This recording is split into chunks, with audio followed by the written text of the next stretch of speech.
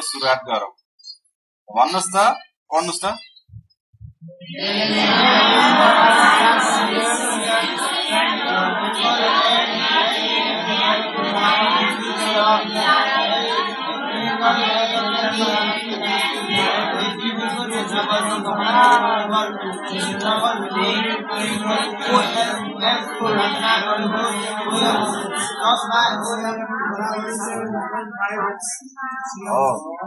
पहिला नमुना चित्र बनाऊ। नमुना चित्र लेख्नुहोस् है।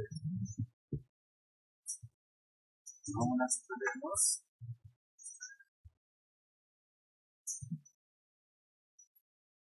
ल एउटा त्रिभुज बनाउनुहोस् सबैले।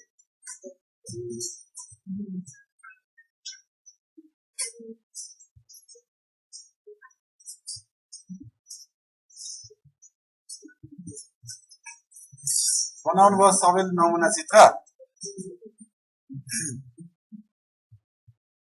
सबैले बनाउनु भयो? ल अब सुन्नुहोस् है। याल्याम भनेको कति छ? 4.3 cm। हेर्नुहोस् त यहाँ एङ्गल कहाँनिर छ यसको, हेर्नुहोस् त। याल अर्कोको भनेपछि याल र याम कहाँनिर हुनुपर्छ भन्दा बेसमा हुनुपर्छ। त्यही भएर याल र याम लेखिहाल्नुहोस्। एउटाको नाम के लेखिदिनुहोस् रे?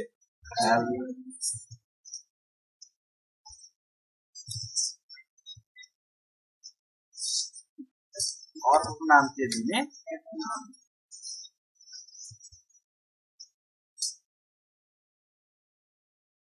र बाँकीको नाम के भयो भन्नुहोस् न?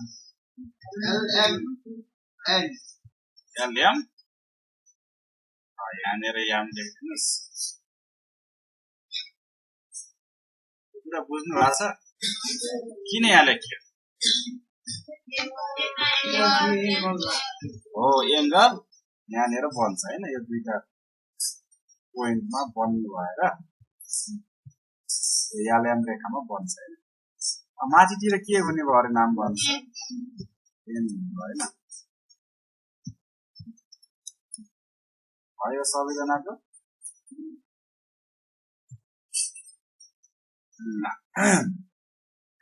अर्को हामीले अर्को त्रिभुज के खिच्दैछौँ रे? ओएलएम को दुईटा ओएलएम र एलएम चाहिँ के हुनुपर्छ? बराबर हुनको लागि के खिच्न पर्छ भन्नुहोस् त? आधारसँग समानान्तर हुने गरी एउटा के खिच्ने?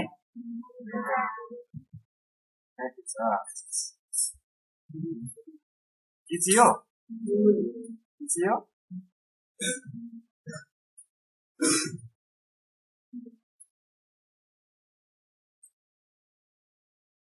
ल ओ देखि यामसम्मको डिस्टेन्स कति छ अरे? हो यामदेखि ओ फाइन्ड आउट गर्नु पर्यो।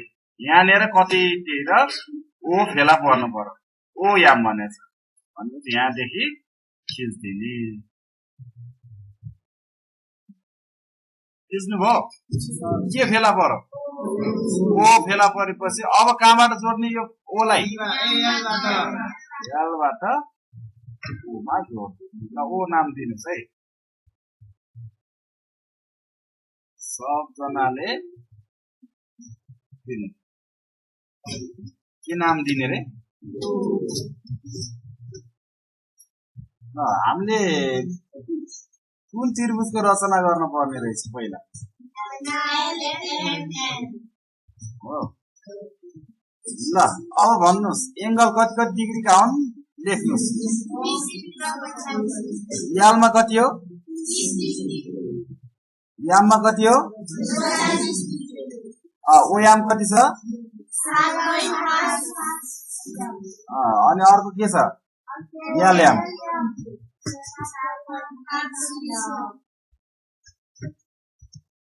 ल लेख्नु सबैमा। लेख्नुभयो? ल अब नामाकरण गरियो हैन। ल अब चाहिँ स्केल र के दिने?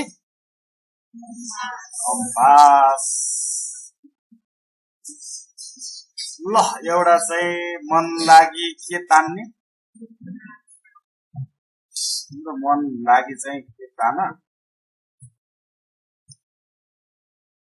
रेखा तान्दाखेरि बिचतिर तान्ने भन्छ होइन तान्नुहोस् मजाले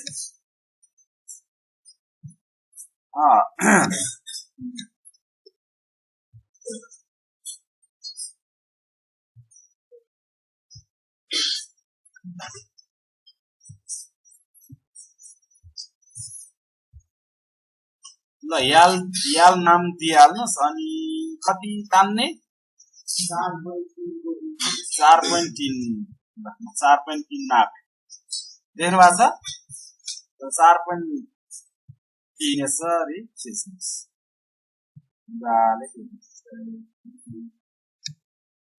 यसको नाम याल एउटाको नाम याल दिनुहोस् अर्कोको एउटाको नाम के रे यसको नाम मैले सर्लक्क राखिदिन्छु याल अर्को नाम के राखिदिनु यसरी मैले याद राख्छु यालमा कति डिग्रीको एंगल बनाउने हो एउटा चाप दिनुहोस् कति कतिको बीचबाट बन्छ अरे ल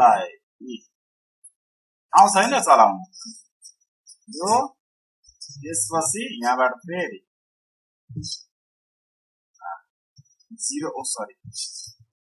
0 बाट खिच्ने भने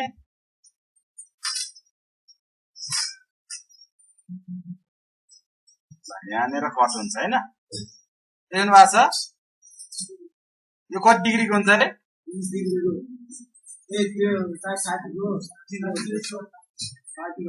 कति डिग्रीको हुन्छ अरे 60 डिग्रीको हुन्छ हैन अब कति बाट काट्ने हो 60 र 0 बाट 60 बाट काट्नुस् सरी 60 बाट काट्नुस् अनि फेरि कति बाट काट्ने 0 बाट काट्ने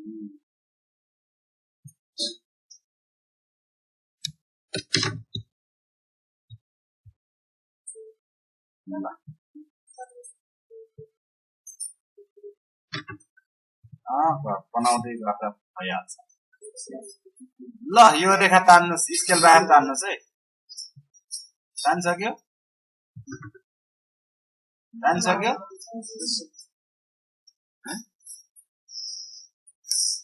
भयो ल याममा फेरि कति डिग्रीको यो चाहिँ गाह्रो छ है हुन त मैले सिकाइसकेको छु 45 डिग्री भने 90 डिग्री चाहियो पहिला कति डिग्री चाहियो 90 डिग्री चाहियो 90 डिग्री चाहियो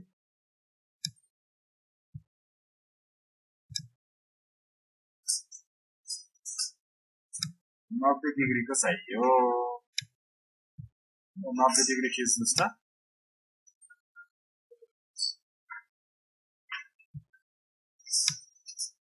नब्बे डिग्री मैले सिकाइसकेको छु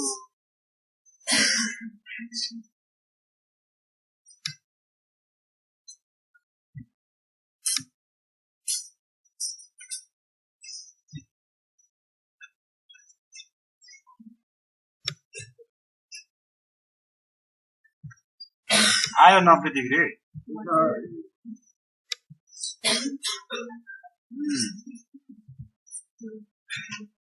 60 र 120 बाट कतिको बन्छ अरे 60 र 120 बाट कति बन्छ भन्दा 90 काट्नुभयो यसरी त्यसपछि स्केलको सहायताले स्केलको सहायताले सर्लक्क तोड्दिन्छ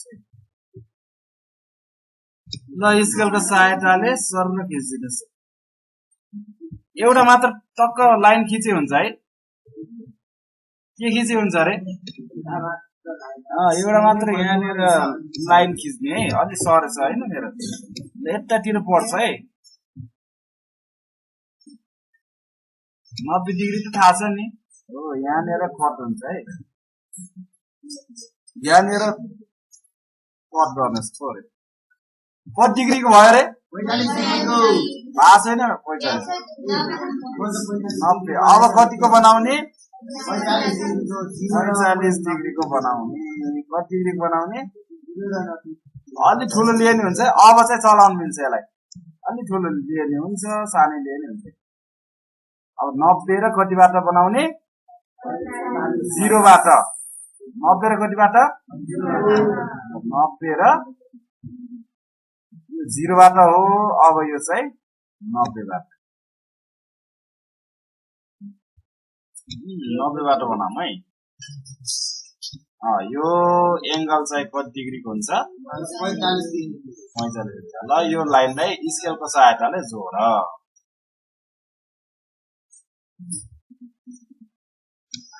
यो चाहिँ कति डिग्रीको यो 45 डिग्रीको अब यहाँ कुन फेला पर्यो के फेला पर्यो रे एन फेला पर्यो बढी भएकोलाई अब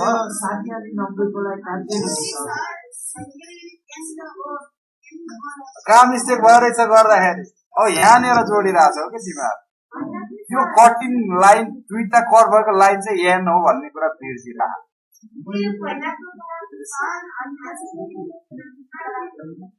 ए पहिला जे बनाएको छ ठिकै छ अब कति डिग्रीको बनाउने के रे यो सँग के बनाउने अब समानान्तर हुने गरी खिच्ने ल समानान्तरको लागि एकदमै के छ रे अप्ठ्यारो छ सजिलो छ भर्खर मैले यताबाट बनाइदिएँ समानान्तर हुन्छ हिजो कताबाट भयो अर्को साइडबाट भयो यताबाट यहाँ यति धेरै छ यहाँ बनाउन धेरै गाह्रो छ मैले उल्टेबाट गराइदिन्छु हुन्छ ल जत्रो सुकै ल्याऊ केही फरक पर्दैन के भनेर मैले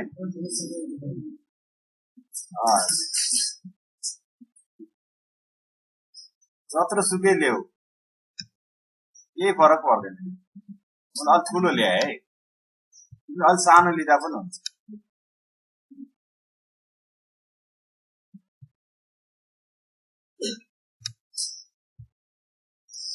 नभए यहीलाई लिए पनि होला अब यो भन्दा अघि केलाई नापेर यसो राख त नापेर राख त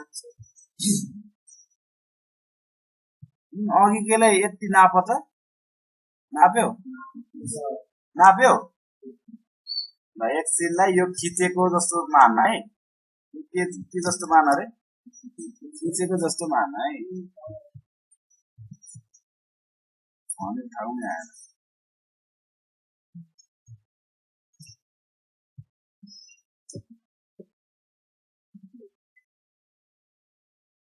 ल असिल बढी भयो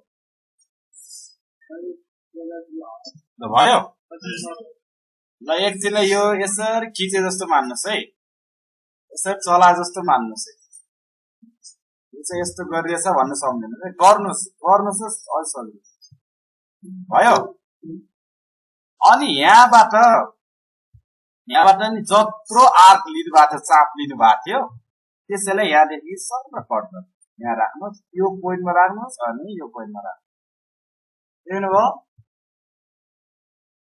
देख्नुभयो जत्रो आर्क लिनु भएको छ यो पोइन्ट र यतैतिरको लाइनमा टच गराउनुहोस् मजाले घुमाउनुहोस् न केही नतराइकन घुमाउनुहोस्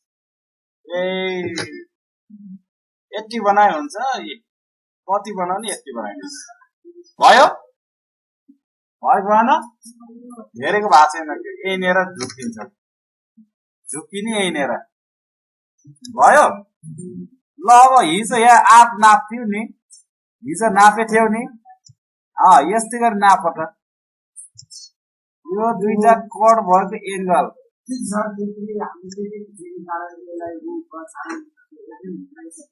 हो होइन ल हुनेले गर नहुनेले अनुमानित भरमा गर है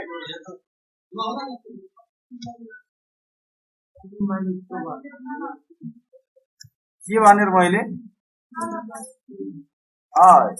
बुझेनौ ल यो आर्क नापेको नापेनौ हो यो जत्रो छ यो आर्क जत्रो छ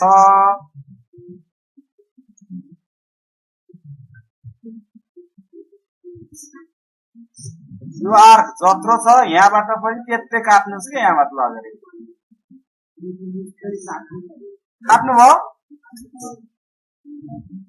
काट्नुभयो र काटिसकेपछि यो पोइन्ट र यो पोइन्ट र यसरी राख्नुहोस् स्केलै लिन पर्ने भयो स्केल नबुझ्ने भयो स्केल लिएपछि बुझ्छौ कि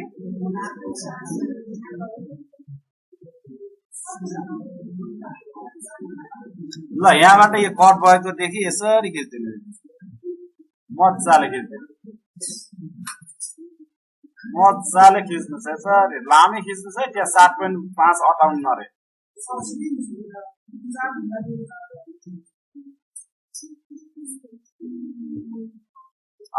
7.5 को हामीले चाप दिने ल 7.5 को ल्याऊ 7.5 को चाप ल्याऊ त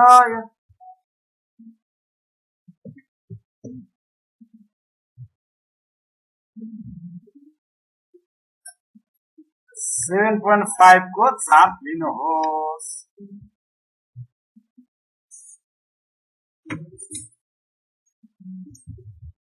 7.5 को चाप लिनुहोस् लिनुभयो ल यामबाट खिच्दिनुहोस् कहाँनिर कटन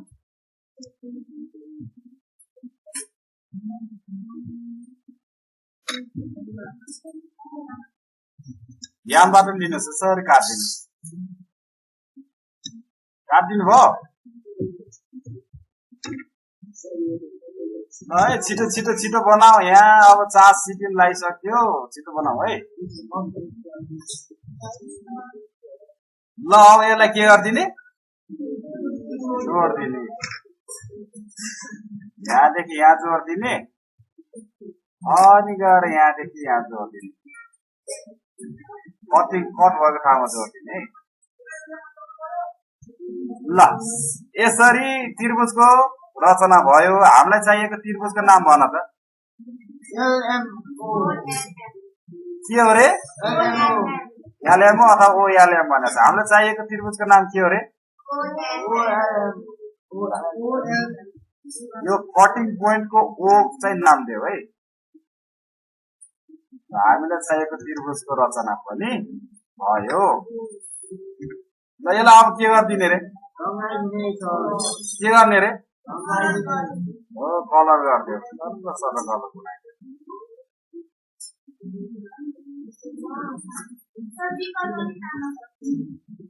किन विकल्प जान्ने